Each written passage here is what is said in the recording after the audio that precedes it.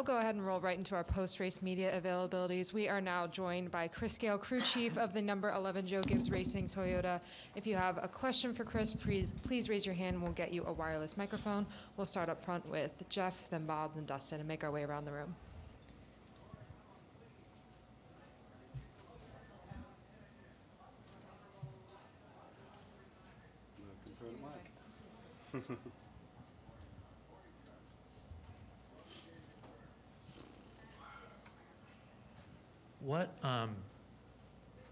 How did that all unfold from your vantage point? I mean, a lot of guys took 2 there, and they were going to need to get out pretty fast, I guess, and have clean air if that was going to work.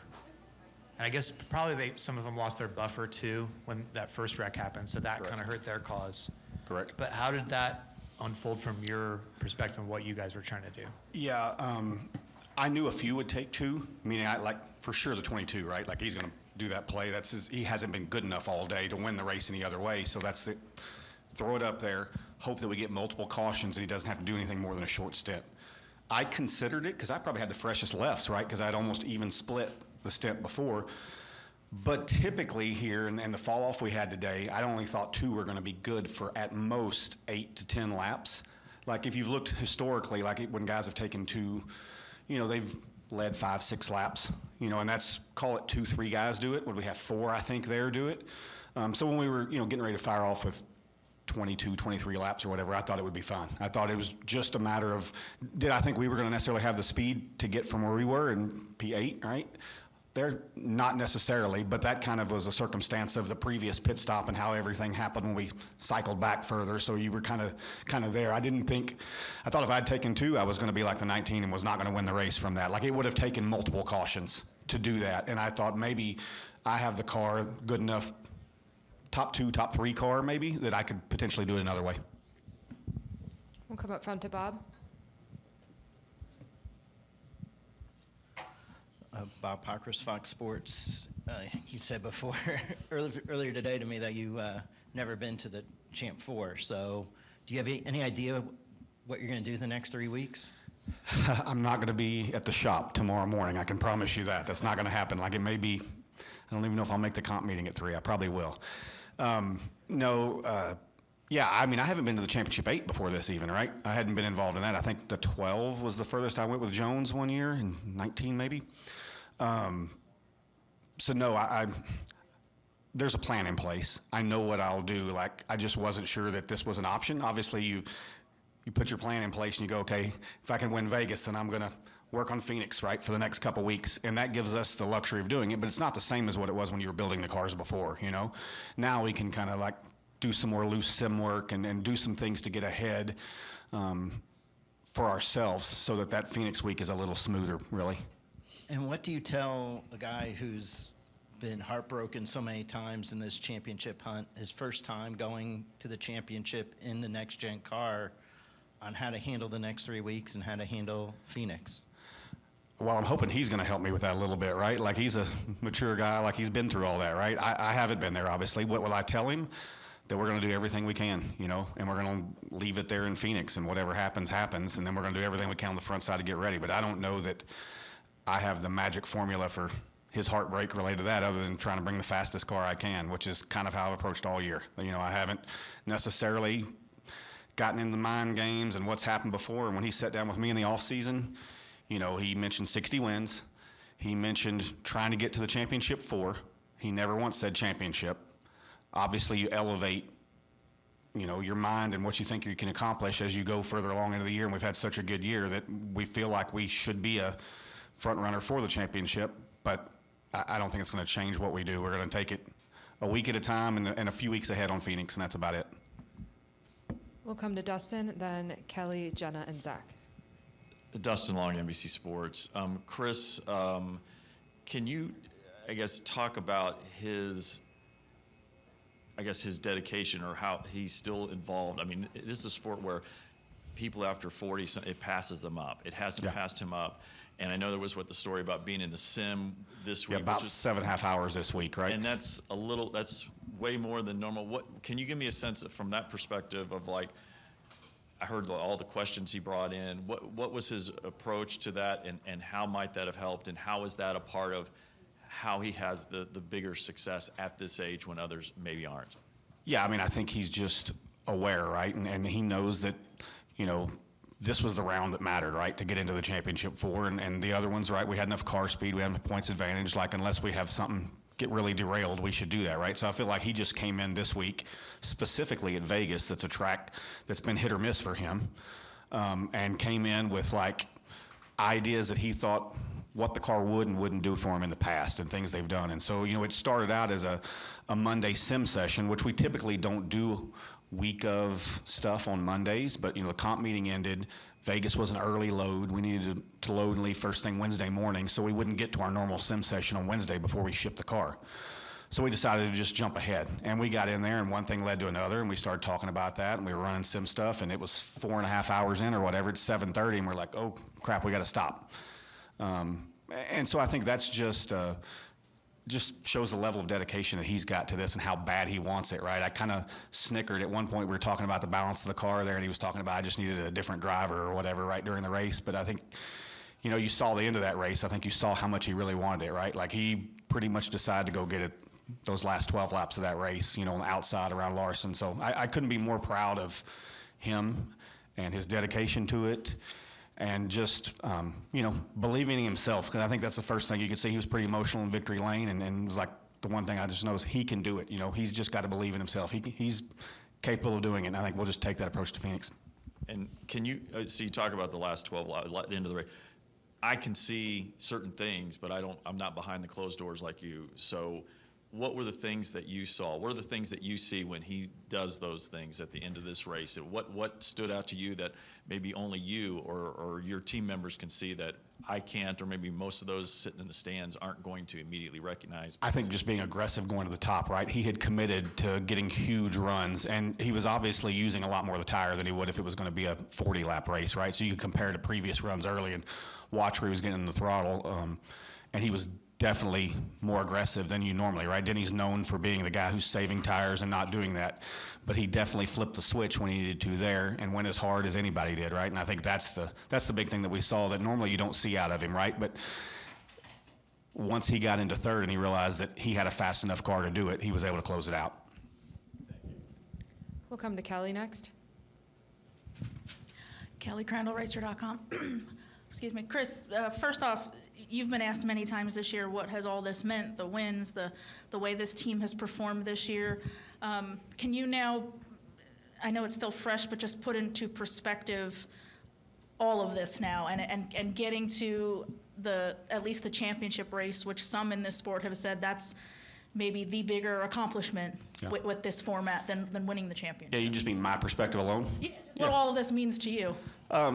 It means a lot to me. Like, I don't know that I could have scripted this part of it any better. I think I mentioned, in the off season we talked about 60 wins, and what's he had 3 wins or something the last couple of years. I'm thinking to myself, man, this is a great opportunity for me, but I got to step up and win right away. I think we've talked about this earlier, right, with the Martinsville win, and I'm thinking 2-3 wins. Like, okay, let's get that going, and then just.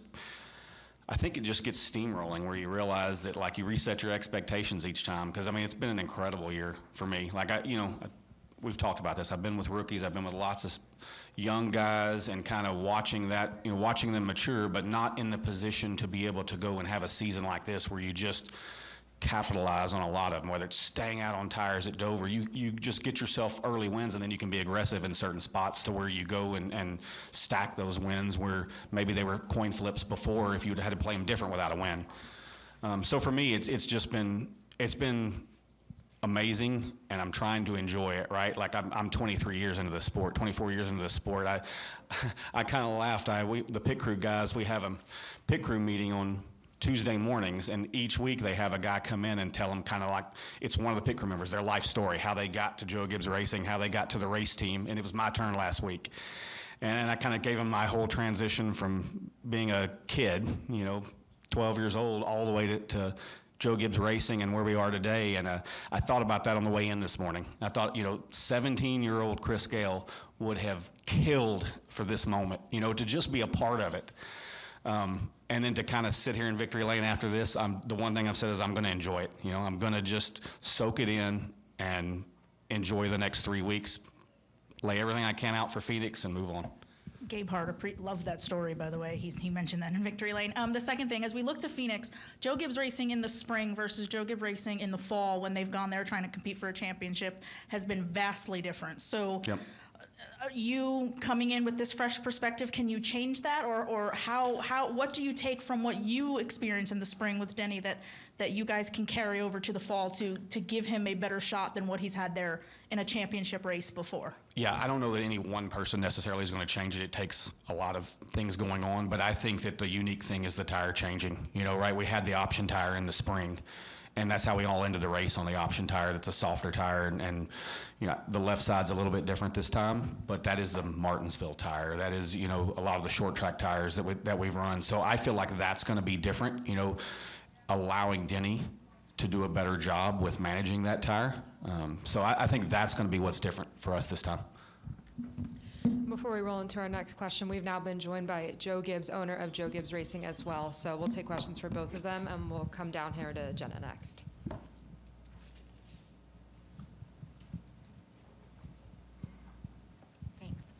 Hi, Jenna Friary, Associated Press. I was going to ask Chris, but since you're here, I'll ask you both. Denny's had this weird couple weeks where he's played a pivotal role in the ending of races. It's sort of changed who's in the field in some ways. How does he maturely get through that and continue to perform and not, you know, let all of that distraction and noise just take away from it? I would say that Denny, probably nobody has more going on in their life than Denny. But he has an amazing ability, I think, to kind of handle all of it. And, you know, all the stuff that's going on in his life right now, I know that one of the things he shared there was his dad. And so that was emotional for everybody. I want to say thanks to Chris and his story. I had a chance to listen when he was going through his story this week. It's great to hear somebody's background and their dreams and the fact that this is part of his dream, and it's a great point in his life. And so I just really appreciate it. I appreciate him. I appreciate Denny and all that we've been through in the years that we've been together. I think we're probably close to setting some kind of record because we've been together this long. So just really appreciate him. Like you said, he's got so much going on. Most of us would say, how does he handle that? And I'm probably one of those. But just really appreciate it, and it's a thrill for us to get a chance to go to Phoenix and be in the Final Four. And so just appreciate everybody on our race team. Last night was a big deal for us with Eric and Young Life. That was a huge deal for us, too, because that's part of our ministry, and it was awesome. So just a great weekend. Appreciate Vegas. I had more hospitalities today. So many of our partners were here. And so we love coming here, love the fan base and everybody, and just had a great day. Chris, I guess you works with him every day. Yeah, I think, you know, the biggest thing that I've seen is I don't care what's going on, like if it's whatever controversy last week, if it's lawsuit related, he'll walk into sim and he'll look at the screen and we'll talk for a split and he'll go, okay, it's time to go to work. And he'll put the work hat on. And I won't hear any of the other stuff. Not once have I heard any of, like, do we have conversations about all that other stuff that's going on in his life? Not once. So I think he just does a good job of focusing on what the task at hand is in front of him. I've carved out this amount of time to do this. If he has some other times where we need to talk about other stuff, then that's private, that happens there, and we don't overlap the two. And I think that's just maturity, right? Yeah.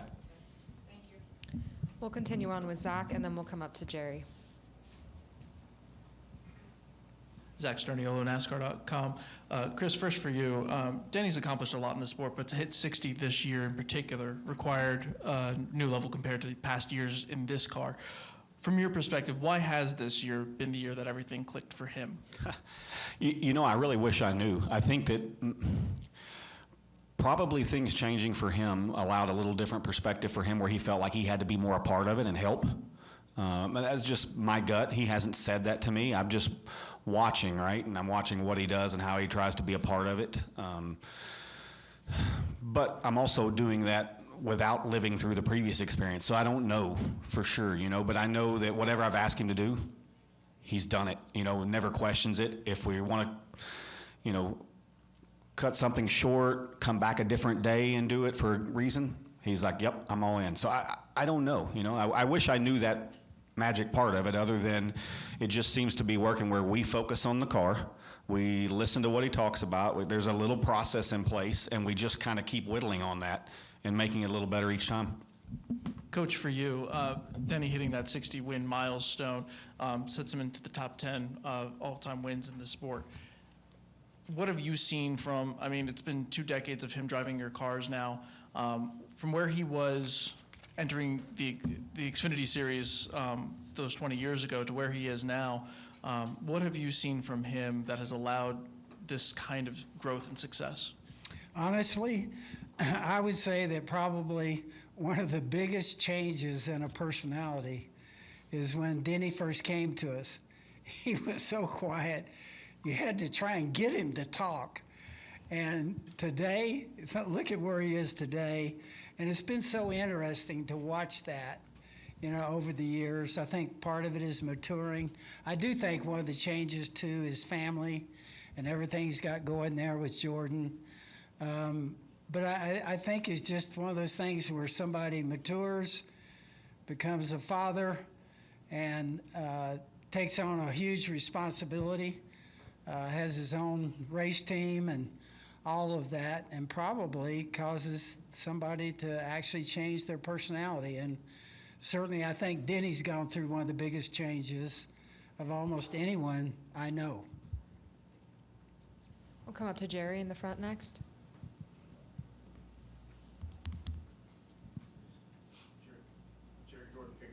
.net. Just curious, is 7 hours of sim going to become mandatory for Denny going forward? Yeah, I don't know. They'll probably more than 7 hours for Phoenix, but we'll split it up over quite a few intervals and not do it all at one session probably. It seemed towards the end of this race that he was, he was on fire. As Larson said out there, he saw his line, he saw where he was going. There was just nothing he could do. He was overly determined to win this race. Did you get that sense over the radio and leading in?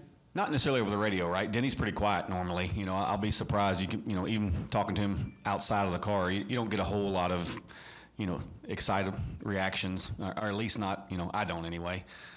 So was I surprised? No. I just hadn't seen him be that aggressive, and I think that's what I was proud of. Like that's all the talk about, not being good at Vegas, needing a different driver at Vegas. Well, when the chips were down, he definitely realized he had the opportunity right there and he needed to seize it and did a good job, of that one. He sure was definitive with his moves, right? He pretty much grabbed Larson's right rear quarter panel right off the bat. And I think once he had that, he was in good shape.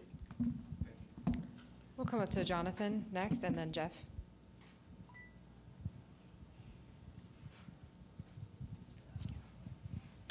Jonathan Field, the racing experts. For you, Coach, just what have you seen out of Denny this year compared to previous years? It seems like he's a lot more determined, a lot more focused. What have you seen out of him? Well, I think Chris would probably tell you, and watching him, he's always had a great work ethic, I feel like. And so I think he's just determined. And probably what comes with that is so many years and so many great wins, but also the disappointments and not being able to win a championship. I think he's really been determined and after it. So, and it takes so much. I always talk about our sponsors, AM/PM on the car, and certainly our key sponsor is Toyota, for them to be with us over this period of time and for us to have a chance to go to the Final Four with them. It's just a huge deal. To see the partners, our sport is so different because we can't race without partners. I call them partners, not sponsors. And certainly we've got some great ones. And so I just appreciate all that. Everybody, if you go through as many years as we've been through with Toyota, You go through some good times, you go through some tough times, but that's what really tests a partnership, and they've always been so good. Whatever happens, if we go through a downtime, it's just, hey, let's go to work, let's fix it. And so they've been a great partner. So I just appreciate all those. It's one thing to kind of love it and celebrate it ourselves and Chris, but it's to see all those people that go with you. That's what's really fun. I was in the winner's circle calling sponsors and thanking them, and it's just great. Those guys gamble, come with you, and spend a lot of their resources to support the race team, and to be able to call them from the winner's circle is just a huge deal. All right, we'll go to Jeff next. I've got one for each of you. For Chris, can you guys long pitted, and you pitted with like 50 to go. You're the last playoff car. So it's going to give you somewhat fresher tires. Did you think that was going to be enough to get through the field, or what were you trying to do there? Yeah, so we had cords on tires. And this was going to be the longest stints that anybody had run all day, within a couple laps if you evenly split. We were in position where I think we were fourth at the time, and I think the 20 had just gotten around us. So there were 3 cars that I couldn't short pit and grab them unless I wasn't going to come that early, knowing I couldn't make it on tires, potentially on this back half of the run. And then once those guys had started pitting so early, I think the 19 started the cycle maybe, they had started pitting so early. At that point, they're just planning on a late caution, right? And we're going to come back to pit road, and they're probably not going to be able to run the full 55 laps or whatever they have to do. Probably not without cords that they're going to really fall off, right? So at that point, I didn't think I had a shot to win the race by playing the same strategy as everyone else. So I was going to go closer to even split, make both runs really even and not fall off at the end, where if it went green, some of these guys were going to go 55 and hopefully tank from cording one tire or another tire. And that was going to be the play to try to get us the win. You know, obviously the caution came out early, and then we had the bad pit stop, 12.5-second pit stop that moved us further back. So then we were further away from those guys when it happened. So it kind of nulled out that potential advantage if it had gone green. These were the Kansas tire, the newer intermediate tire that was Yeah, wearing correct. more. Okay. Yep, same as Kansas for sure. Yeah. Yep. And then, Coach, putting Denny with Chris had to be, not a tough decision, but you have a veteran driver, and starting over with anybody at that point in their career, it seemed like it's tough to build chemistry, or it can be. But now Denny's, he's gotten faster on Saturdays for one thing. It seems like they unload really fast. He's obviously has a bunch of wins. Is this better than you could have dreamed it working out with this pairing that you put together here? Well, you certainly would worry about that, and for sure. And that was kind of a tough time there. And Denny worked through it with us, and Chris did too. Chris had opportunities there, and he chose to, stay with us. We really appreciate that. And so that was something that we kind of felt like was best for our race team, but it was also, in some ways, hard to go through it. So I just appreciate the way that team has fought.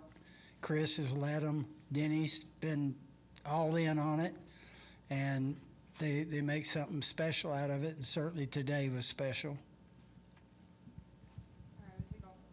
We'll take our final questions from Tom and Bob. Coach, this one's for you. You mentioned earlier that you were in conversation with your sponsors during the winner's circle. Could they hear you above the chaos? It's hard, but I think I just scream. So, so it's great for me to get a chance to speak with them, because, the chief marketing officer for AM/PM, I said, you made one of the best deals anybody's made, because that thing is going to be all over the new media tomorrow, and we're celebrating here. So it's great to see that happen, something like that, where somebody comes with you, and just really appreciate that in every way. For me, is a huge deal. Is AM/PM up for the first time? No, they Second race. But it is just the second race, so it was great. And then we'll wrap up front here with Bob. Bob Parkhurst, Fox Sports. Joe, what do you tell Denny before Phoenix considering that he's a guy who's 0 for 4 in the championship and has done everything he's ever wanted to accomplish in this sport except win a championship. Yeah, what would I tell him? Yeah. Hall of Fame owner. Yeah, actually, to be quite truthful, over here, the coaches are right there, the crew chiefs. So they'll do most of the talking and planning and all of that. Obviously, Denny knows there is a huge part of racing that is not the competitive part of it. You know what I mean? So it's sponsorship, working through things with Denny. That's kind of where I am. But I think when you go this long with somebody, we've gone through a lot together, you know, negotiating contracts, disappointments, all the things that's happened. And I think when that kind of happens in a partnership and a relationship, you grow stronger and stronger if you can get through it. And so I just think for him, there won't be a lot of talking about it because he knows everything's at stake in this. This has been his life. This is all he's wanted to do is race cars. And when JD found him, and I really thought last night with Young Life, JD was huge in Young Life, and that's part of the reason why we're working with that ministry. But when JD found him, you know, racing late models, JD gets a lot of the credit because he put Denny in a test, he put him in a truck, he put him in an Xfinity car, and finally he said to me, I think we need to sign this guy. And so that's part of it too. I just really appreciate that and the fact that JD's memory and everything kind of lives on. Denny put JD over the door with his name, and Denny's kid, his little boy now is JD. So all of that, it gets emotional, really. I think the race at Daytona after JD went to be with the Lord is probably, it is, for me, the greatest sporting event I was ever in for our family and everybody. And I think God's hand was on that race. And so Denny's a big part of that history with JD too. We'll take one more question from Jenna.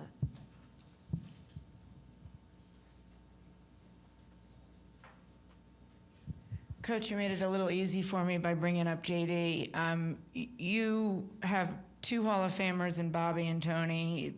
Dale Jarrett technically drove for you, is in the Hall of Fame. When JD brought you Denny, did you have any idea? He's your winningest driver at 60 wins. I mean, did you have any idea that this late model kid from Virginia was going to turn into this, what he has for you? I got to be no. I did not. I got to be honest. You know what I mean? And really, if you remember that year, we actually were struggling with the car, the FedEx car. And so halfway through, he only ran a half a year in Xfinity, which is amazing. And so we put him in there kind of as an experiment. And I think the 3rd race, he stayed on a pole, he was gone. And so he deserves a lot of credit in that. But, you know, I appreciate you mentioning JD there. It's a huge part of JD and Coy, both my boys. You know, they're a big part of our history and everything that we're going to do going forward. I got grandkids now that just love it and a part of it. And I got to tell you, we love what we get to do, NASCAR, and getting a chance to go compete every weekend against great owners, great teams. I just love it, and hopefully we're always going to be in it, our family. All right, Coach, Chris, thanks for your time and congratulations.